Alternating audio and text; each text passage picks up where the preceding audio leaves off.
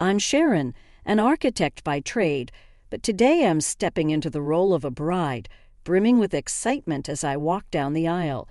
Every detail of our wedding, from the flowers to the playlist, bears the mark of my meticulous planning. I've imagined this day as a scene plucked from a romance novel, a celebration of our love. At the altar stands Peter, my soon-to-be husband, an engineer with a practical, no-nonsense approach to life that complements my creative flair. Together, we've always felt like a perfect match, each enhancing the other's strengths. As I approach, I catch a glimpse of something troubled in his eyes, but I chalk it up to pre-wedding nerves. I overhear Peter's mother, Julie, whispering nearby, her gaze intense and unsettling despite her strained smile and compliments. The ceremony continues, but Peter's vows lack the usual warmth, and there's a tense pause before he finally says, "I do." During the ring exchange, Julie insists on capturing the moment with a photo, her words tinged with caution rather than celebration. At the reception, she offers backhanded compliments on my dress, highlighting its beauty while subtly critiquing its non-traditional style. I deflect to Julie's subtle criticisms about our wedding choices, but before the conversation could escalate, Peter intervenes politely, asking his mother for a moment along with me. His interruption seems like a defense of our decisions, yet his tone hints at a resignation, a lack of genuine support. It feels oddly out of place on what should have been a day of pure joy. Scanning the crowd for reassurance, I hope to find solace in the chaos of the wedding festivities. Yet deep down, I sense that something fundamental is wrong. The tension in the air is undeniable, and the red flags wave too boldly to ignore any longer. As Peter and I glide onto the dance floor for our first dance, the distance between us feels more than physical. Though our movements are synchronized, emotionally we are worlds apart. The song meant to celebrate our unity now feels like a cruel irony. When the music fades, Peter's attempt at reassurance only serves to emphasize the growing chasm between us. "Mrs. Sharon, ready for forever?" He asks, the irony of his question hanging heavy in the air. I want to voice my doubts, to question whether our tomorrows will be overshadowed by the unease of today, but instead, I mask my concerns with a hesitant affirmation, clinging to the hope that the darkness looming over us will eventually dissipate.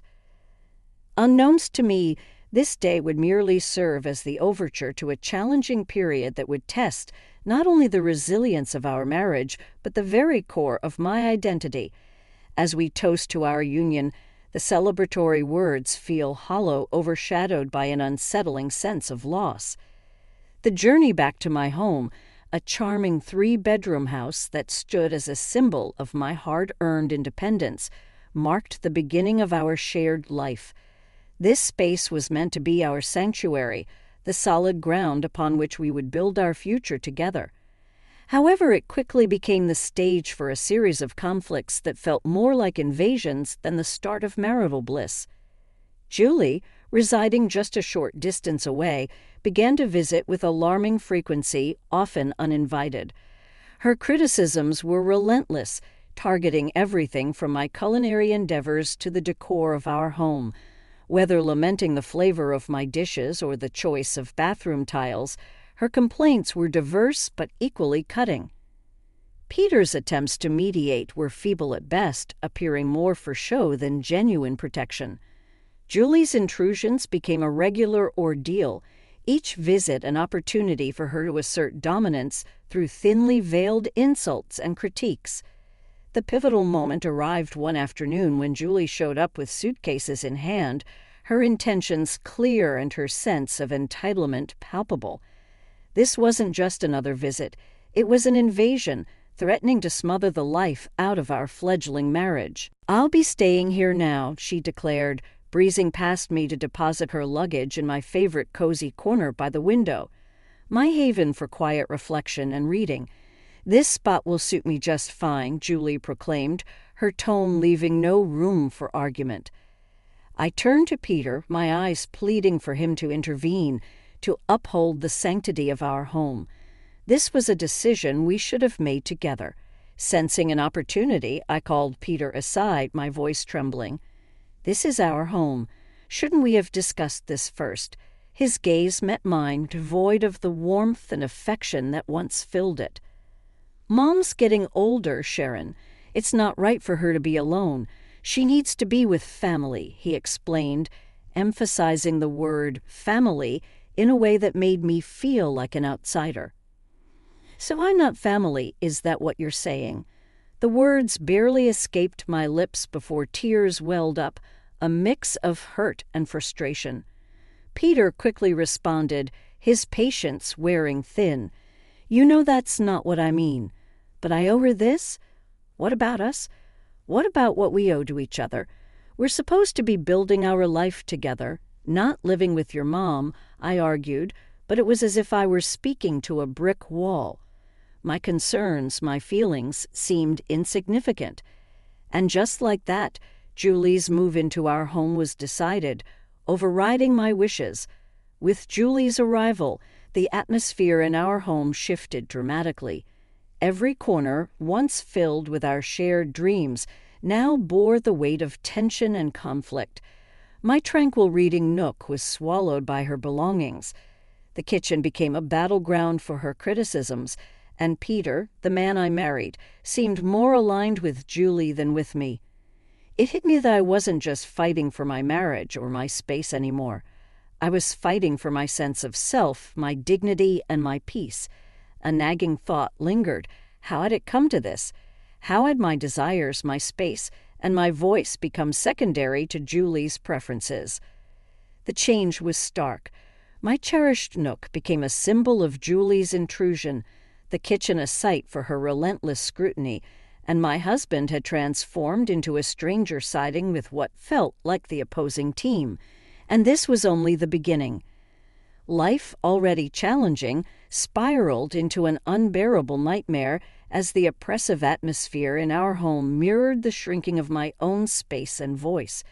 Adding to the mounting pressure, a discovery brought everything into sharp focus: the unmistakable presence of 2 blue lines on a pregnancy test, signaling a new life amidst the turmoil. This revelation intensified the situation, rendering the already dense atmosphere almost suffocating. Clutching the pregnancy test, my hands shook with a mix of anticipation and dread as I grappled with the realization that the stakes were now even higher. I had always imagined that discovering I was pregnant would be among the happiest moments of my life, filled with excitement and celebration. Yet, standing alone in the bathroom, tears welling in my eyes as I faced my reflection, I found this milestone felt more like a weighty burden. When I shared the news with Peter, his reaction felt disappointingly flat. "Well, that's something," he muttered, swiftly steering the conversation toward a renovation idea his mother had proposed. It became evident that Julie saw my pregnancy not merely as news, but as her new project. She took it upon herself to oversee every aspect, from my diet to the birthing plan, all under the guise of being helpful. Julie's interference quickly morphed into a form of control. She scrutinized every morsel I ate, casting judgmental glances at even the simplest meals, and questioning my weight management, despite my assurances that my diet was doctor-approved. As the pregnancy progressed, Julie's demands became increasingly outrageous. She asserted control over my home, expecting me to maintain it to her exacting standards, regardless of my condition. "Sharon, why isn't the living room clean yet?" she would demand from her perch in my once tranquil reading nook, now usurped as her headquarters for endless phone scrolling and TV watching. My pleas for rest fell on deaf ears, with Julie dismissing pregnancy as no excuse for laziness. Peter's silence during these exchanges only exacerbated the tension. His lack of support became glaringly apparent, particularly during a dinner that devolved into an argument over baby names. Julie's harsh critique of my chosen name was the final straw. "Enough, Julie. This is my child. and I will decide how to name them," I countered, my patience worn thin. Her response was one of indignation, as if my assertion of control over my own life was a personal affront. Peter's attempts at mediation, siding with his mother and dismissing me as emotional, widened a rift between us. I was left feeling more isolated than ever, trapped in a home that had become a battlefield where my voice seemed to matter less and less. It was no longer just about choosing a baby name. It was about reclaiming my autonomy, my dignity, and the sense of belonging that have been systematically eroded by Julie's overbearing presence. Staring at the reflection of my once gleamy wedding ring, I scarcely recognized the woman gazing back at me. A woman who was slowly losing everything she cherished, her sanctuary, her self-respect, and most agonizingly, her resolve to stand up for herself. In the midst of one of our tense confrontations, Julie, brimming with a vindictive sense of triumph, delivered a crushing blow that changed everything. She suggested that maybe I didn't belong in their family if I couldn't handle a simple family disagreement. Peter's response, or lack thereof, was perhaps the most agonizing part. His silence spoke volumes, conveying that my suffering wasn't just beginning. It had been my reality for far too long. Days blurred together as I navigated through a house that no longer felt like mine, holding on to the only beacon of hope left, the life growing inside me. Yet even the small solace felt threatened in the toxic environment I found myself in. The breaking point arrived on a chilly evening during another agonizing family dinner. Despite my efforts to prepare a flawless meal, Julie's criticisms were relentless, attacking everything from the seasoning to the preparation. Each comment chipped away at my already fragile confidence. But it was her next jab that pierced the deepest, questioning my ability as a mother based on my supposed failure to manage household chores. Peter's acquiescence was the final straw, pushing me past my breaking point. Fueled by a potent mixture of anger, resentment, and sheer desperation, I found my voice. Step it up.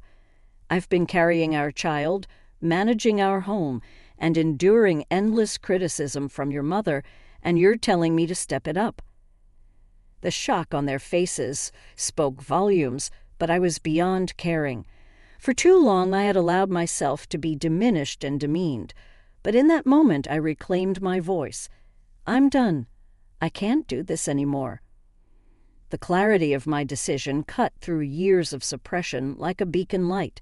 It was a declaration of my refusal to endure any more disrespect or emotional torment. I was prepared to fight for myself, for my child, and for a future liberated from the shadows that had clouded my life. As I spoke, my voice trembled with emotion, yet I remained resolute in my stance. If this is your idea of family, then count me out. Leaving behind their stunned silence, I gathered only the essentials and made my way to the door, eager to escape the oppressive atmosphere. Julie, ever the provocateur, seized the moment to deliver her most cutting remark yet. "And where do you think you're going?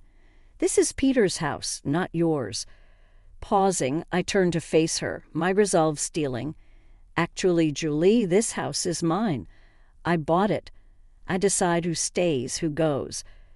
Peter's voice broke through, laced with desperation. "Sharon, please, let's talk about this." But I was beyond negotiation. "There's nothing left to discuss," I replied, my tears a testament to the pain of my decision. Stepping out into the cold night felt like embarking on a new chapter of my life, one filled with uncertainty yet also tinged with a profound sense of liberation. The closing door behind me marked the end of a tumultuous saga, a final farewell to a life I could no longer endure. With each step, a mix of pain and determination coursed through me, fueled by the urgent need to reclaim my autonomy. The journey to my parents' home blurred with cold exhaustion and ache. Just moments from the sanctuary of my childhood haven, a stumble sent me crashing to the ground. The physical pain was a mere echo of my inner turmoil, yet far from deterring me. This fall only strengthened my resolve. Arriving at my parents' doorstep, the concern etched on their faces mirrored the gravity of my situation. As they rushed me to the hospital, I realized this moment of vulnerability marked not just an end, but a beginning. Lying in the hospital bed, the reality of my circumstances sinking in, I knew returning to my former life was not an option. This breaking point was a vital step towards reclaiming the life and dignity that had been stripped away, a painful yet necessary transition towards healing and independence. The clarity that accompanies such moments is profound, illuminating the path forward from the shadows of the past towards a future of my own creation. Amidst a whirlwind of emotions, I stood surrounded by the comforting yet anxious presence of my parents. Their unspoken concerns spoke volumes about their fears regarding the true state of my marriage, now starkly unveiled in its troubled depths. Breaking the heavy silence, my mother voiced her concern, her words laden with the weight of the unfolding reality. "Sharon, dear, what's your plan now?"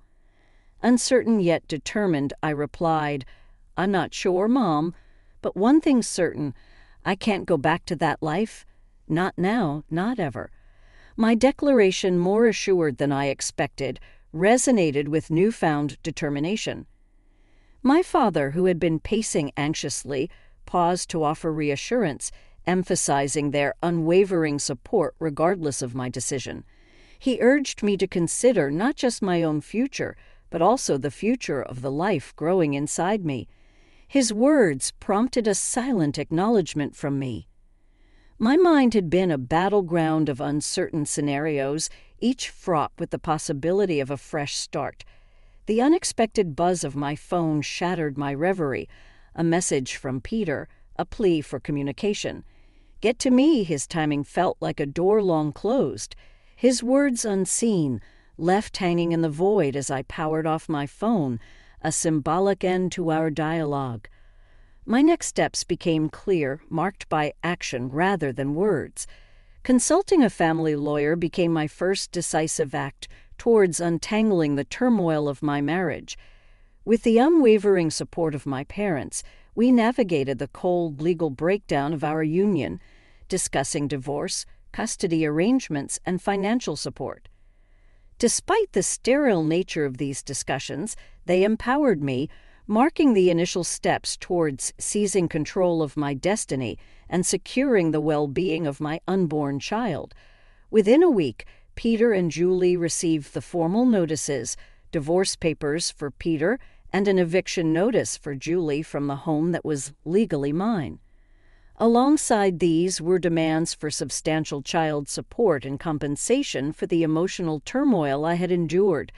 Though drastic, these actions were imperative, severing the ties that had long bound me to a life of despair. When I eventually re-engaged with my phone, it was inundated with Peter's attempts to reconnect. His messages carried a blend of regret and a plea for reconciliation. Yet the wounds inflicted by nights of humiliation, years of neglect, and Julie's calculated malice, all silently condemned by Peter, ran too deep. The fleeting temptation to entertain his overtures was swiftly overshadowed by the memory of enduring pain. This moment wasn't merely about closing a chapter. It was about reclaiming my narrative, where the shadows of the past no longer dictated the brightness of my future. The love I once harbored for him had been utterly eclipsed by the sorrow of our shattered marriage. Taking decisive action, I purged his messages, erased his contact details, and blocked him across all social platforms. To me, Peter had become a relic of my history, a distressing chapter I was more than ready to close. Despite the knowledge that the road ahead would be rife with challenges, divorce, especially with a child on the way, is a complex journey. I was finally charting my own course, stepping out from the suffocating shadow that had enveloped me toward a future brimming with hope. On the day of the court proceedings, The atmosphere in the room bore the distinct sterile chill characteristic of spaces where destinies are determined. Seated beside me, my lawyer exuded confidence, while my parents offered silent yet unwavering support from behind. Across the aisle, Peter seemed to drift, the reality of the situation dawning upon him, while Julie's countenance oscillated between shock and defiance. As the session commenced, the judge entered, prompting everyone to rise. What followed was a whirlwind of legal proceedings with accusations and evidence laid bare. It seemed as though Julie and Peter were seeing their actions for the first time, not just through the lens of the law, but through my perspective as well. When Julie was called to speak, her usual confidence waned. She attempted to justify her actions as concern for her son's well-being, but her explanation fell flat, especially under the judge's skeptical gaze. Judge Nina R. Morrison's verdict was unequivocal and resolute. I was granted a full divorce and sole custody of our unborn child. Peter was ordered to provide child support, while Julie faced a substantial fine for emotional abuse and harassment. As the judge's gavel fell, a wave of liberation washed over me, tinged with a hint of melancholy. My marriage hadn't concluded with dramatic confrontations, but rather with the quiet shuffling of papers and the unwavering voice of justice. This chapter of my life was sealed shut, paving the way for a fresh start unburdened by the chains of the past. The price of my newfound freedom was one I never could have foreseen on the day I exchanged vows. Exiting the courtroom, Peter approached with a bewildered expression, expressing his remorse and disbelief at the unraveling of our lives. Yet as I looked into his eyes, I no longer saw my future, but rather a profound void where love once dwelled. I never envisioned this as our ending, Peter, but apologies can't undo what's been done, I asserted firmly, turning away to bid farewell to the past. Julie sought my gaze, perhaps in search of forgiveness or acknowledgement, yet I couldn't afford her that closure. She had taken too much from me, and I refused to grant her the satisfaction of witnessing the death of her impact on my spirit. Stepping into the embrace of the outside world, it felt as if life welcomed me with open arms, the sun shining brighter, colors more vibrant. It was as if I viewed the world through a new lens, unclouded by the shadows of turmoil. My mother's embrace and words of pride brought tears to my eyes. "You're truly free now, Sharon," she said, her emotion palpable. "I couldn't have faced this without you and Dad," I responded, feeling overwhelming gratitude for their unwavering support. That evening, in the tranquility of my home, now solely mine, I discovered a profound peace. Alone, yet far from lonely for the first time in what felt like an eternity, I was free to live by my own standards. The road ahead as a single mother appeared daunting, yet as I sensed my unborn child's gentle movements, a wave of confidence enveloped me. We would navigate this journey together. I was certain of it. The trials I had weathered brought me to this juncture of self-discovery. Though they left scars, they told a story of resilience, not surrender. Gazing toward the horizon, I was not merely propelled by circumstance, but propelled by choice. This realization filled me with a profound sense of empowerment, poised to embrace what lay ahead, not out of obligation, but from a place of deliberate determination. I recognized that this was the dawn of a significant new chapter.